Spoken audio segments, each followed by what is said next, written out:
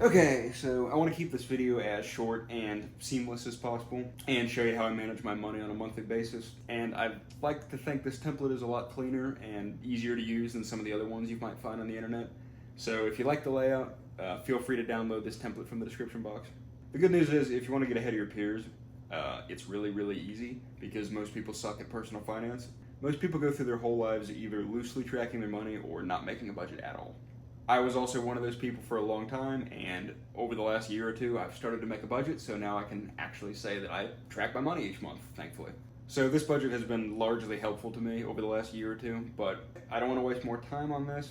Let me just show you the budget.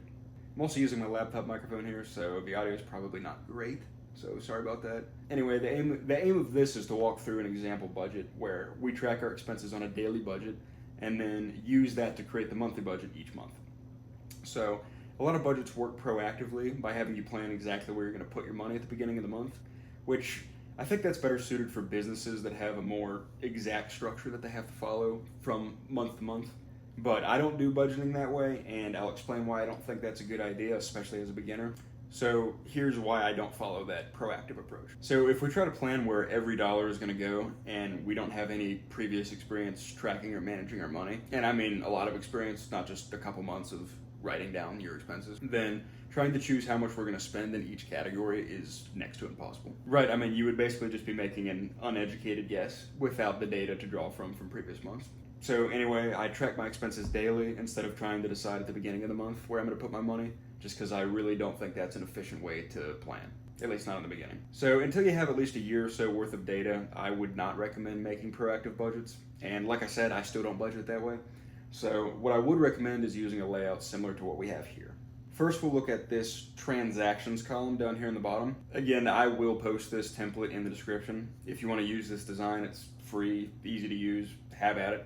Starting up at the top here, we've got the date, we've got the amount that we spent, and then we've got a description just to categorize what we're spending. We've got the date, so this is going to be the date that you actually made your expense, right? So you go to the grocery store on August 1st, you're going to write August 1st. This is the amount of money that you spend on a given item, and then this is just a short description to match what you're spending. Obviously, this isn't a super complex, business-oriented budget, but this is going to work really well for personal finance. So every day I'll write the date down, I'll track my daily expenses, and then organize them and add them up. Okay, so here's what that looks like. So I'll scroll down to the bottom here, and I'll add a couple items in just to show you what it looks like. Obviously the dates would be different, but today is October 9th, 10/9/23. Okay, so let's do $25.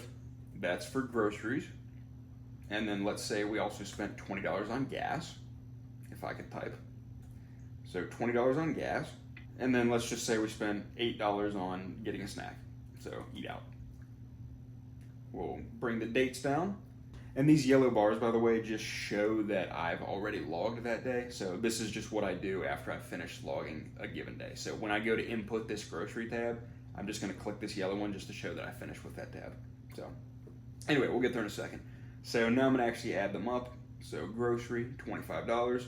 I'm going to go up to the top. I'll do 412 plus 47.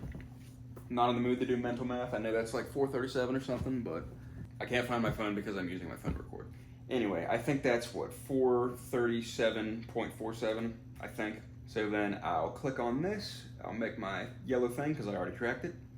Then I'll add 20 bucks for gas. So scroll up, that's 160.50. And then lastly, eat out.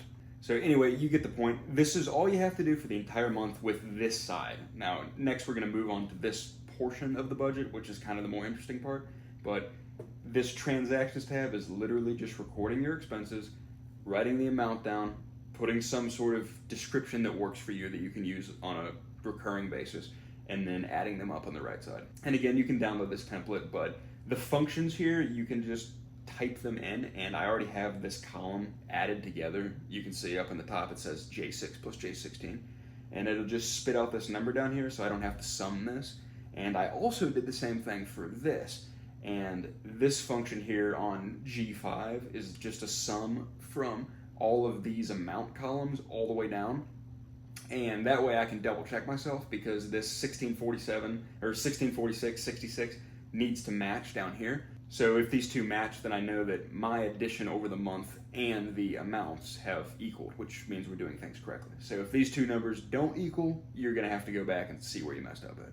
Here's the overall master sheet that I use for, this is kind of like the main summary of your month. This is your overall personal finance for a 30-day period. So starting at the top here, we have fixed expenses. Obviously, fixed expenses are just going to be the costs that are recurrent every month that tend to be about the same. They don't have to be the exact same dollar amount, but they're usually going to be pretty close. So for example, just to read through these real quick, my projected rent is $950, utilities somewhere around $170, give or take. This one's in red because I just got a new phone plan and I honestly don't remember what it costs yet, so I still have to go in and add that in. But that's a conservative estimate of what it might be. It's probably a little less than that. Then we have health insurance at $142, car insurance, internet, renter insurance, Apple Music, Xbox, etc. A bunch of random crap. So I always cross-check this projected value column against the actual value column to make sure that these add up. Obviously, you can see in this particular month they did match. So that's good. If they don't match, you might need to adjust your projected value over time if you're spending more or less in one category than another. Anyway, just like I did on the previous page, I made a function here, and this just adds up all of the actual values. So that's just a sum function. So that's going to be your overall total fixed expenses for the month. So right here I got $1,691. So then we'll scroll down to variable expenses, and it's the same deal here. We've got the projected versus the actual. For groceries, I projected $1,000, which is kind of ridiculous. Actually ended up spending about $412. Put some money in for clothes, for eating out, gas. Gas was a lot lower this month. That's kind of abnormal for me, but it's also never $600. I didn't spend any money on clothes. $200 on eating out, a little bit of money on gas, car maintenance, gifts, credit card payment, miscellaneous. Now, some people put their credit card payments in the fixed category up here, but mine varies so much between months that I'm keeping it as a variable expense. And then miscellaneous, you ideally shouldn't have much expenses in miscellaneous because that kind of means that you're not tracking something. Like say I bought a dipstick at AutoZone or something for my car.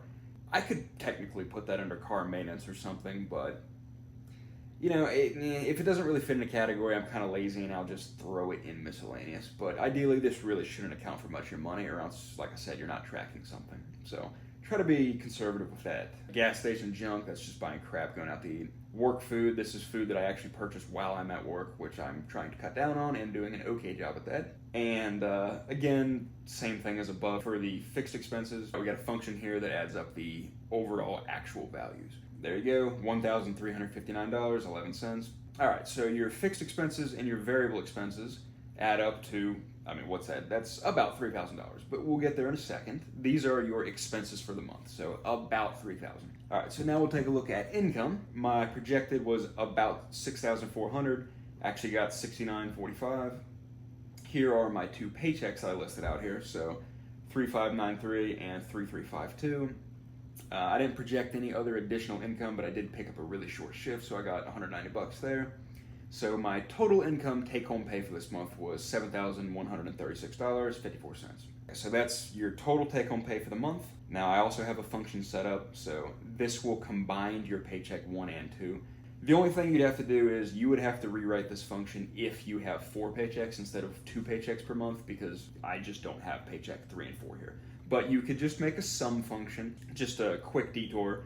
If we have a 3 and a 4 here, and we want to add these together, you could just do equal, sum, and then this column plus this column, and there you go. Now you have a function created. So any value that I enter here will add with this value to equal your total. So that's all I did. Okay, so that's sort of the gist of the setup here.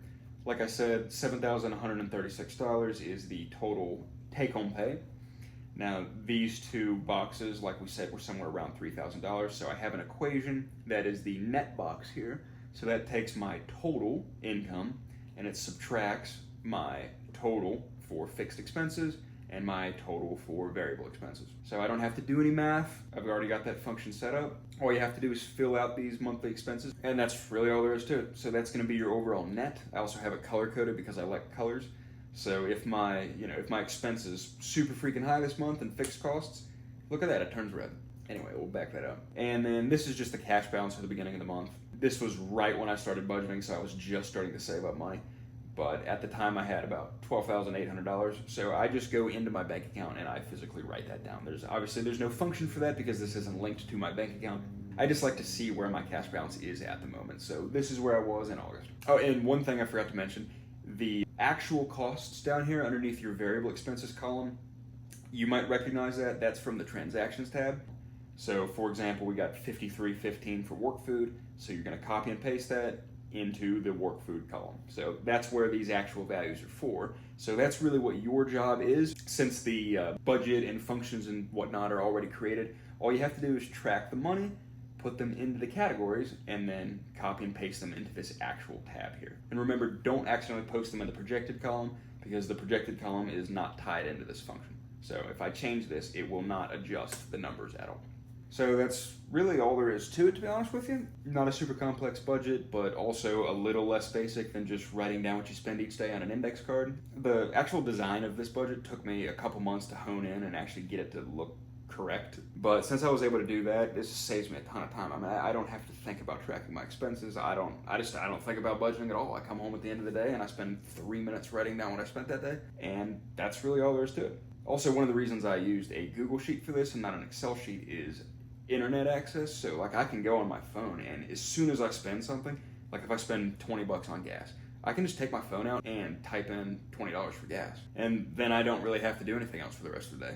I'll just log on to my actual bank account to make sure that there's nothing I missed. But generally speaking, I track most of these expenses just from my phone. So it saves me a ton of time and it's really not a lot of effort. Either way, I think this is a pretty effective way to track your personal finance and maybe give some insight to a more realistic budget than some of the stuff you might find on YouTube with these, $150,000 a month incomes. I'm just a regular person and it's worked well for me so far. Fortunately, my cost of living is pretty low. I'm just finishing college and I still have my college apartment. Anyway, I really do hope this is helpful. And if you want to use this budgeting system, feel free to do so. You should just be able to click a link. I'll set that up in the description. Hopefully I can figure out how to do that properly. I'm sure this video is not going to be the highest of quality, but this is my first attempt at ever making a YouTube video, so I don't really know how to do anything. Now I got to go figure out how to edit. Anyway, I had a good time making this. Hopefully this was helpful in some way, and have a good day.